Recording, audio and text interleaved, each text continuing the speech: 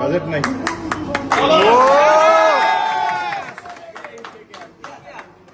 মোস্তাফিজার কি বলে ওর বন্ধুটার নাম কি? পাথিরানা। পাথিরানা। এক টিমে তাই তো? চেন্নাই থেকে দুজনেই কলকাতা। অসাধারণ। আর ভালো লাগছে? আর 80 লাখ হইলে ভালো লাগতো আরো। এখন আফসোস লাগতেছে নাকি? এখন না এখন ভালো, দারুণ। নাইম ভাই সন্তুষ্ট? হ্যাঁ, কলকাতায় খেলতেছে সাকিবের পর বাংলাদেশি আর একজন কলকাতায় খেলতেছে, দারুণ ব্যাপার না? আর মুস্তাফিজ তো ফার্স্ট টাইম কলকাতায় খেলবে, সো এটা দারুণ। এত যাবে ভাবছিলেন? এত যাবে আমরা তো আসলে ভাবি নাই। আমরা চিন্তা করতেছি কোনো কারণে যদি না ডাকে, যেহেতু অপশনে যেহেতু একটা এনওসির ব্যাপার স্যাপার ছিল, বাট এটা আসলে বিশাল ব্যাপার। Thank you. মোস্তাফিজের নিলামটা তো দেখলেন, কেমন লাগলো সবকিছু মিলে? মানে এক্সাইটিং এক কথায়।